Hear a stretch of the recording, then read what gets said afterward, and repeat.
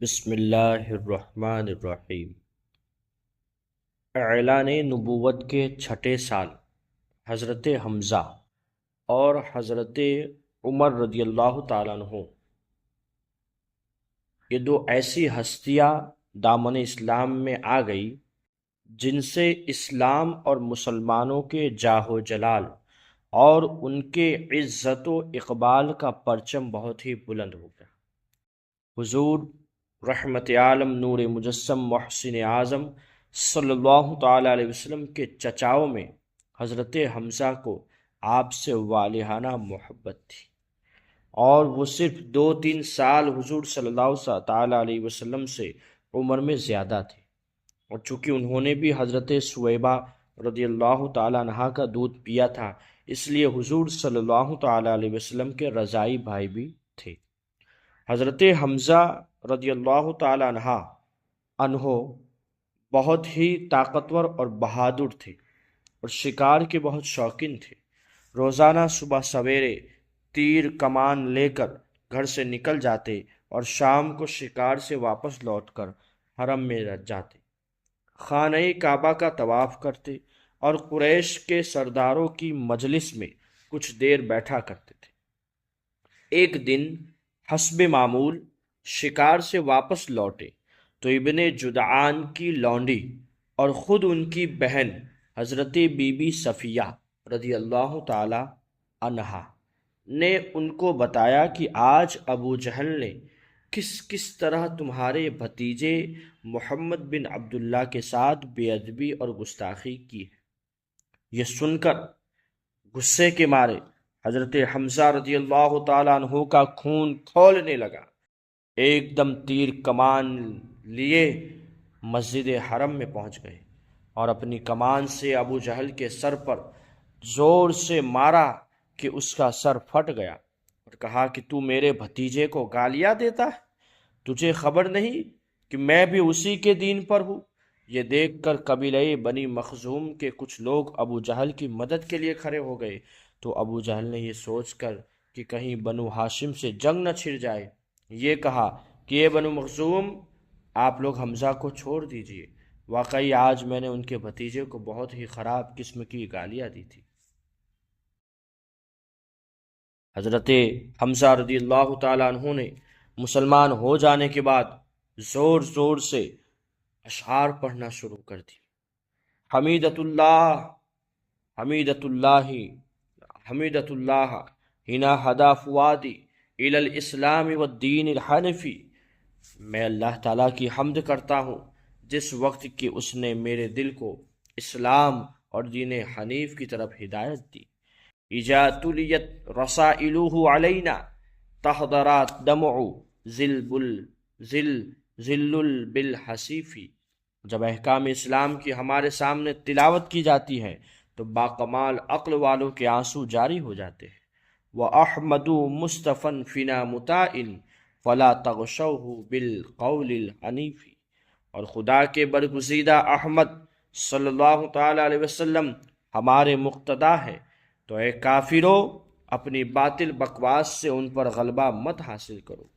فَلَا وَاللَّهِ نُسْلِمُوهُ لِقَوْمٍ وَلَمَّا نَقْضِي فِيهِمْ بِالسُّيُوفِ، تو خدا کی قسم ہم انہیں قوم کفار کے سپرد نہیں کریں گے، حالانکہ ابھی تک ہم نے ان کفاروں کے ساتھ تلواروں سے فیصلہ نہیں کیا ہے۔ حضرت حمزہ رضی اللہ تعالیٰ عنہ کے اسلام لانے کے بعد تیسرے ہی دن حضرت عمر رضی اللہ تعالیٰ عنہ بھی دولت اسلام سے مالا مال ہو گئے۔ آپ کے مشرب اسلام ہونے کے واقعات میں بہت سی روایتیں ہیں۔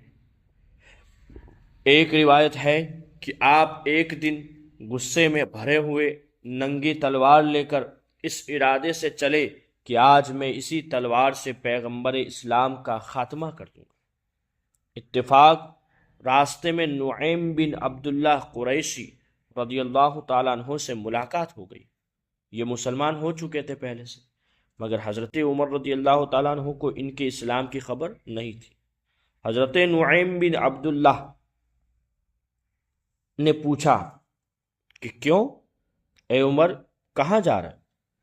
اس دوپہر کی گرمی میں ننگی تلوار لے کر کہاں چلے؟ کہنے لگے کہ آج بانی اسلام کا فیصلہ کرنے کے لیے گھر سے نکل پڑا ہوں۔ انہوں نے کہا کہ پہلے اپنے گھر کی خبر لو، تمہاری بہن فاطمہ بنت الخطاب اور تمہارے بہنوئی سعید بن زید بھی تو مسلمان ہو گئے ہیں۔ یہ سن کر آپ بہن کے گھر پہنچے اور دروازہ کھٹکھٹایا۔ گھر کے اندر چند مسلمان چھپ کر قرآن پڑھ رہے تھے۔ حضرت عمر رضی اللہ تعالیٰ عنہ کی آواز سن کر سب لوگ ڈر گئے اور قرآن کے اوراق چھوڑ کر ادھر ادھر چھپ گئے۔ بہن نے اٹھ کر دروازہ کھولا تو حضرت عمر رضی اللہ تعالیٰ عنہ چلا کر بولے کہ اے اپنی جان کی دشمن، کیا تو بھی مسلمان ہو گئی ہے؟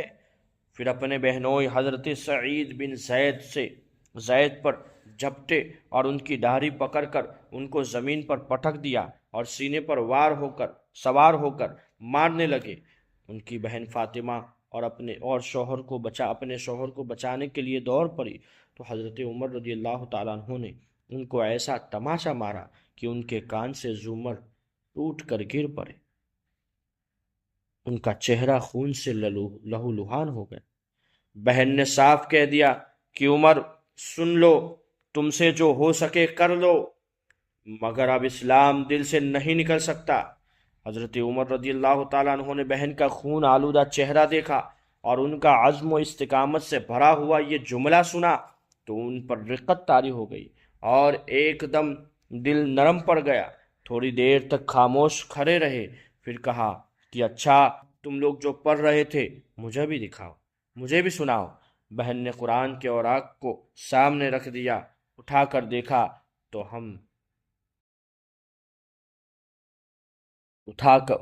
دیکھا تو اس آیت کریمہ پر نظر پڑی کہ سبح للہ ما فی السماوات والارض وہو العزیز الحکیم۔ اس آیت کا ایک ایک لفظ صداقت کی تاثیر کا تیر بن کر دل کی گہرائی میں پیوست ہوتا چلا گیا اور جسم کا ایک ایک بال لرزہ پر اندام ہونے لگا۔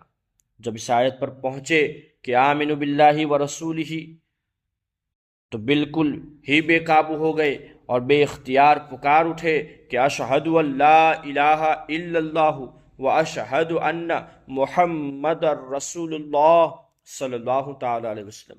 یہ وہ وقت تھا کہ حضور اکرم صلی اللہ تعالی علیہ وسلم حضرت ارقم بن ارقم رضی اللہ تعالی عنہ کے مکان میں مقیم تھے۔ حضرت عمر بہن کے گھر سے نکلے اور سیدھے حضرت ارقم رضی اللہ تعالیٰ عنہ کے مکان پر پہنچے تو دروازہ بند پایا۔ کنڈی بجائی، آواز دی۔ اندر کے لوگوں نے دروازے کی زری سے جھانک کر دیکھا تو حضرت عمر رضی اللہ تعالیٰ عنہ ننگی تلوار لیے کھڑے تھے۔ لوگ گھبرا گئے اور کسی میں دروازہ کھولنے کی ہمت نہیں ہوئی، مگر حضرت حمزہ رضی اللہ تعالیٰ عنہ نے بلند آواز میں فرمایا کہ دروازہ کھول دو اور اندر آنے دو۔ اگر نیک نیتی کے ساتھ آیا ہے تو اس کا خیر مقدم کیا جائے گا، ورنہ اسی کی تلوار سے اس کی گردن اڑا دی جائے گی۔ حضرت عمر رضی اللہ تعالیٰ عنہ نے قدم رکھا تو حضور صلی اللہ تعالی وسلم نے خود آگے بڑھ کر حضرت عمر رضی اللہ تعالیٰ عنہ کا بازو پکڑا اور فرمایا کہ اے خطاب کے بیٹے، تو مسلمان ہو جا، آخر تو کب تک مجھ سے لڑتا رہے گا؟ حضرت عمر رضی اللہ تعالیٰ عنہ نے بآواز بلند کلمہ پڑھا۔ حضور صلی اللہ تعالی وسلم نے مارے خوشی کے نعرہ تکبیر بلند فرمایا اور تمام حاضرین نے اس زور سے اللہ اکبر کا نعرہ مارا کہ مکہ کی پہاڑیاں گونج اٹھی۔ پھر حضرت عمر رضی اللہ تعالیٰ عنہ کہنے لگے کہ یا رسول اللہ صلی اللہ تعالی وسلم، یہ چھپ چھپ کر خدا کی عبادت کرنے کا کیا مطلب ہے؟ اٹھیے، ہم کعبے میں چل کر علل اعلان خدا کی عبادت کریں گے، اور خدا کی قسم، میں کفر کی حالت میں جن جن مجلسوں میں بیٹھ کر اسلام کی مخالفت کرتا رہا ہوں، میں اب ان تمام مجالس میں اپنے اسلام کا اعلان کروں گا۔ پھر حضور صلی اللہ تعالی علیہ وسلم صحابہ کی جماعت کو لے کر 2 قطاروں میں روانہ ہوئے۔ ایک صف کے آگے حضرت حمزہ رضی اللہ تعالیٰ عنہ چل رہے تھے اور دوسری صف کے آگے حضرت عمر رضی اللہ تعالیٰ عنہ تھے۔ اس شان سے مسجد حرم میں داخل ہوئے اور نماز ادا کی، اور حضرت عمر رضی اللہ تعالیٰ عنہ نے حرم کعبہ میں مشرکین کے سامنے اپنے اسلام کا اعلان کیا۔ یہ سنتے ہی ہر طرف سے کفار دوڑ پڑے اور حضرت عمر رضی اللہ تعالیٰ عنہ کو مارنے لگے، اور حضرت عمر رضی اللہ تعالیٰ عنہ بھی ان لوگوں سے لڑنے لگے۔ ایک ہنگامہ برپا ہو گیا۔ اتنے میں حضرت عمر رضی اللہ تعالیٰ عنہ کا ماموں ابو جہل آ گیا۔ اس نے پوچھا کہ یہ ہنگامہ کیسا ہے؟ لوگوں نے بتایا کہ حضرت عمر رضی اللہ تعالیٰ عنہ مسلمان ہو گئے ہیں، اس لیے لوگ برہم ہو کر ان پر حملہ آور ہیں۔ یہ سن کر ابو جہل نے حتیم کعبہ میں کھڑے ہو کر اپنی آستین سے اشارہ کر کے اعلان کر دیا کہ میں نے اپنے بھانجے عمر کو پناہ دی۔ ابو جہل کا یہ اعلان سن کر سب لوگ ہٹ گئے۔ حضرت عمر رضی اللہ تعالیٰ عنہ کا بیان ہے کہ اسلام لانے کے بعد میں ہمیشہ کفاروں کو مارتا اور ان کی مار کھاتا تھا، یہاں تک کہ اللہ تعالیٰ نے اسلام کو غالب فرما دیا۔ حضرت عمر رضی اللہ تعالیٰ عنہ کے مسلمان ہونے کا سبب یہ بھی بتایا گیا ہے کہ خود حضرت عمر رضی اللہ تعالیٰ عنہ فرمایا کرتے تھے کہ میں کفر کی حالت میں قریش کے بتوں کے پاس حاضر تھا۔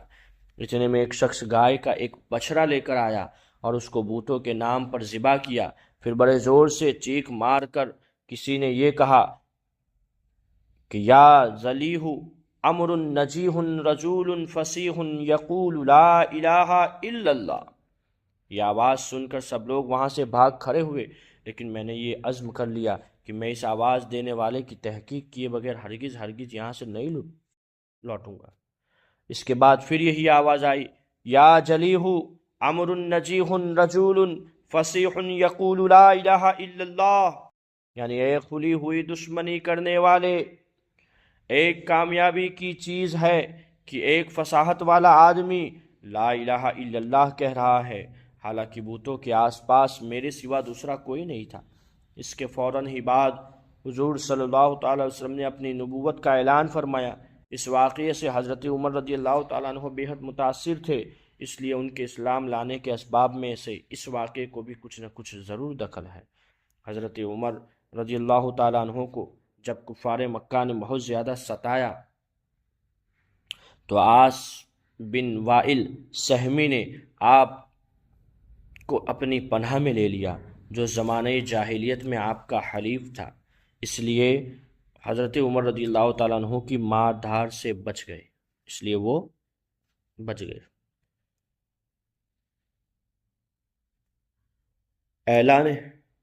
اعلان نبوت کے 7ویں سال سن نبوی 7 میں کفار مکہ نے جب دیکھا کہ روز بروز مسلمانوں کی تعداد بڑھتی جا رہی ہے اور حضرت حمزہ و حضرت عمر رضی اللہ تعالیٰ عنہما جیسے بہادران قریش بھی دامن اسلام میں آ گئے، تو غیظ و غضب میں یہ لوگ آپ سے باہر ہو گئے، اور تمام سرداران قریش وہ لوگ آپس سے باہر ہو گئے، اور تمام سرداران قریش اور مکہ کے دوسرے کفار نے یہ اسکیم بنائی کہ حضور صلی اللہ تعالیٰ علیہ وسلم اور آپ کے خاندان کا مکمل بائیکاٹ کیا جائے، ان لوگوں کو کسی تنگ و تاریک جگہ میں قید کر کے ان کا دانہ پانی بند کر دیا جائے تاکہ یہ لوگ مکمل طور پر تباہ و برباد ہو جائیں۔ چنانچہ اس خوفناک تجویز کے مطابق تمام قبائل قریش نے آپس میں یہ معاہدہ کیا کہ جب تک بنی ہاشم کے خاندان والے حضور صلی اللہ تعالی وسلم کو قتل کے لیے ہمارے حوالے نہ کرتے۔ اس شیب ابی طالب کا واقعہ میں آپ کے سامنے پیش کر رہا ہوں، غور سے سنیے آپ لوگ کہ قبائل قریش نے آپس میں یہ معاہدہ کیا کہ جب تک بنی ہاشم کے خاندان والے حضور صلی اللہ تعالی علیہ وسلم کو قتل کے لیے ہمارے حوالے نہ کر دے، کوئی شخص بنو ہاشم کے خاندان سے شادی بیاہ نہ کرے، کوئی بھی شخص ان لوگوں کے ہاتھ کسی قسم کے سامان کی خرید و فروخت نہ کرے، کوئی شخص ان لوگوں سے مل جل نہ رکھے، سلام و کلام نہ کرے، ملاقات نہ کرے، کوئی شخص ان لوگوں کے پاس کھانے پینے کا کوئی سامان نہ جانے دے۔ منصور بن اکرمہ نے اس معاہدے کو لکھا اور تمام سرداران قریش نے اس پر دستخط کر کے اس دستاویز کو کعبہ کے اندر آویزہ یعنی لٹکا دیا۔ ابو طالب مجبوراً حضور اقدس صلی اللہ علیہ وسلم اور دوسرے تمام خاندان والوں کو لے کر پہاڑ کی طرف اس گھاٹی میں جس کا نام شعب ابی طالب تھا پناہ گزین ہو گئے۔ ابو لہب کے سوا خاندان بنو ہاشم کے کافروں نے بھی خاندانی حمیت و پاسداری کی بنا پر اس معاملے میں حضور صلی اللہ تعالیٰ علیہ وسلم کا ساتھ دیا، اور سب کے سب پہاڑ کے اس تنگ و تاریک درے میں محصور ہو کر، قید ہو کر قیدیوں کی زندگی بسر کرنے لگے۔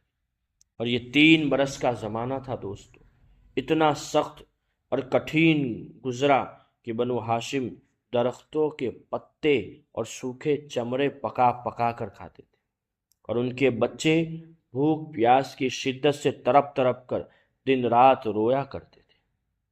سنگ دل اور ظالم کافروں نے ہر طرف پہرا بٹھا دیا تھا کہ کہیں سے بھی گھاٹی کے اندر دانا پانی نہ جائے۔ مسلسل 3 سال تک حضور صلی اللہ تعالی علیہ وسلم اور خاندان بنو ہاشم ان ہوش ربا مصائب کو جھیلتے رہے، یہاں تک کہ خود قریش کے کچھ رحم دلوں کو بنو ہاشم کی ان مصیبتوں پر رحم آ گیا، اور ان لوگوں نے اس ظالمانہ معاہدے کو توڑنے کی تحریک اٹھائی۔ چنانچہ ہشام بن عمرو عامری، زہیر بن امیہ، مطعم بن عدی، ابو البختری، زمعہ بن الاسود وغیرہ یہ سب مل کر ایک ساتھ حرم کعبہ میں گئے، اور زہیر نے جو عبد المطلب کے نواسے تھے کفار قریش کو مخاطب کر کے اپنی پرجوش تقریر میں یہ کہا کہ اے لوگو، یہ کہاں کا انصاف ہے کہ ہم لوگ تو آرام سے زندگی بسر کر رہے ہیں اور خاندان بنو ہاشم کے بچے بھوک پیاس سے بے قرار ہو کر بلبلا رہے ہیں۔ خدا کی قسم، جب تک اس وحشیانہ معاہدے کی دستاویز پھاڑ کر پاؤں سے نہ رون دی جائے گی، میں ہرگز چین سے نہیں بیٹھ سکتا۔ یہ تقریر سن کر ابو جہل نے تڑپ کر کہا کہ خبردار، ہرگز تم اس معاہدے کو ہاتھ نہیں لگا سکتے۔ زبان نے ابو جہل کو للکارا اور اس زور سے ڈانٹا کہ ابو جہل کی بولتی بند ہو گئی۔ اسی طرح مطعم بن عدی اور ہشام بن عمرو نے بھی خم تھوک کر ابو جہل کو جھڑکا، اور ابو البختری نے تو صاف صاف کہہ دیا کہ اے ابو جہل، اس ظالمانہ معاہدے سے نہ ہم پہلے راضی تھے اور نہ اب ہم اس کے پابند ہیں۔ اسی مجمع میں ایک طرف ابو طالب بھی بیٹھے ہوئے تھے، انہوں نے کہا کہ اے لوگو، میرے بھتیجے محمد صلی اللہ تعالی وسلم کہتے ہیں کہ اس معاہدے کی دستاویز کو کیڑوں نے کھا ڈالا ہے، اور صرف جہاں خدا کا نام لکھا ہوا ہے اس کو کیڑوں نے چھوڑ دیا ہے۔ لہٰذا میری رائے یہ ہے کہ تم لوگ اس دستاویز کو نکال کر دیکھو، اگر واقعی اس کو کیڑوں نے کھا لیا ہے جب تو اس کو چاک کر کے پھینک دو، اور اگر میرے بھتیجے کا کہنا غلط ثابت ہوا تو میں محمد صلی اللہ تعالی علیہ وسلم کو تمہارے حوالے کر دوں گا۔ یہ سن کر مطعم بن عدی کعبہ کے اندر گیا اور دستاویز کو اتار لایا، اور سب نے اس کو دیکھا تو واقعی اللہ تبارک و تعالیٰ کے نام کے علاوہ پوری دستاویز کیڑوں نے کھا لیا تھا۔ مطعم بن عدی نے سب کے سامنے اس دستاویز کو پھاڑ کر پھینک دیا، اور پھر قریش کے چند بہادر باوجود یہ کہ یہ سب کے سب اس وقت کفر کی حالت میں تھے، ہتھیار لے کر گھاٹی میں پہنچے اور خاندان بنو ہاشم کے ایک ایک آدمی کو وہاں سے نکال لائے اور ان کو ان کے مکانوں میں آباد کر دیا۔ یہ واقعہ سن 10 ہجری کا ہے۔ منصور بن اکرمہ جس نے اس دستاویز کو لکھا تھا، اس پر قہر الہی ٹوٹ پڑا کہ اس کا ہاتھ شل ہو کر سوکھ گیا۔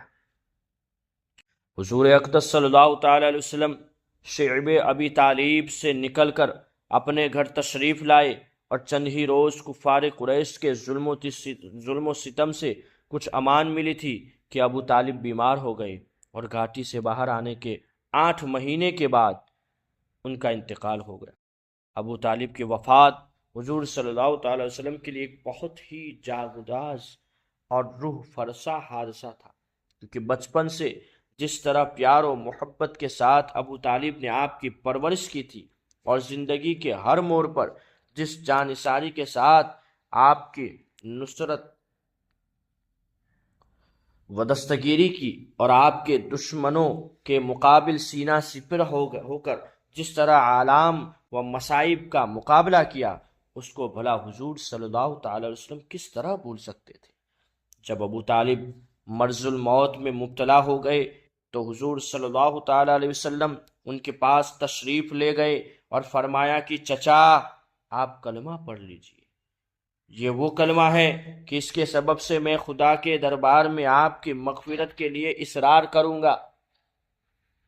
اس وقت ابو جہل اور عبداللہ بن ابی امیہ ابو طالب کے پاس موجود تھے۔ ان دونوں نے ابو طالب سے کہا کہ اے ابو طالب، کیا آپ عبد المطلب کے دین سے روگردانی کریں گے؟ اور یہ دونوں برابر ابو طالب سے گفتگو کرتے رہے، یہاں تک کہ ابو طالب نے کلمہ نہیں پڑھا، بلکہ ان کی زندگی کا آخری قول یہ رہا کہ میں عبد المطلب کے دین پر ہوں، یہ کہا اور ان کی روح پرواز کر گئی۔ حضور رحمت عالم صلی اللہ تعالی علیہ وسلم کو اس سے بڑا صدمہ پہنچا اور آپ نے فرمایا کہ میں آپ کے لیے اس وقت تک دعا کرتا رہوں گا جب تک اللہ تعالیٰ مجھے منع نہ فرما دے گا۔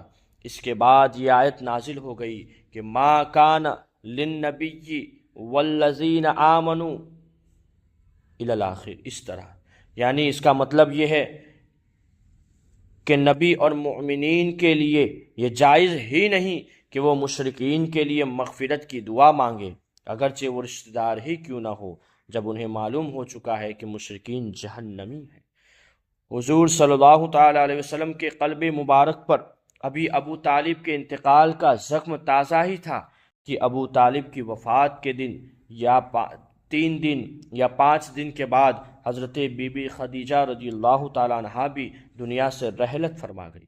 مکہ میں ابو طالب کے بعد سب سے زیادہ جس ہستی نے رحمت عالم صلی اللہ تعالیٰ علیہ وسلم کی نصرت و حمایت میں اپنا تن، من، دھن سب کچھ قربان کیا، وہ حضرت بی بی خدیجہ رضی اللہ تعالیٰ عنہا کی ذات گرامی تھی۔ جس وقت دنیا میں کوئی آپ کا مخلص، مشیر و غمخوار نہیں تھا، حضرت بی بی خدیجہ رضی اللہ تعالیٰ عنہا ہی تھی کہ ہر پریشانی کے موقع پر پوری جانثاری کے ساتھ آپ کی غمخواری اور دلداری کرتی رہتی تھی۔ اس لیے ابو طالب اور حضرت بی بی خدیجہ رضی اللہ تعالیٰ عنہا دونوں کی وفات سے آپ کے مددگار اور غمگسار دونوں ہی دنیا سے اٹھ گئے، جسم سے آپ کے قلب نازک پر اتنا عظیم صدمہ گزرا کہ آپ نے اس سال کا نام عام الحزن یعنی غم کا سال رکھ دیا۔ حضرت بی بی خدیجہ رضی اللہ تعالی عنہا نے 10 ہجری رمضان میں وفات پائی۔ بوقت وفات 65 برس کی عمر کی تھی۔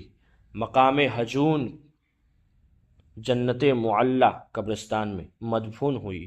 حضور رحمت عالم صلی اللہ تعالی وسلم خود بنفس نفیس ان کی قبر میں اترے اور اپنے مقدس ہاتھوں سے ان کے جسم مبارک، لاش مبارک کو، ان کے جنازے کو زمین کے سپرد فرمایا۔ آگے انشاءاللہ نیکسٹ پارٹ میں۔ جزاک اللہ خیر۔ السلام علیکم ورحمۃ اللہ وبرکاتہ۔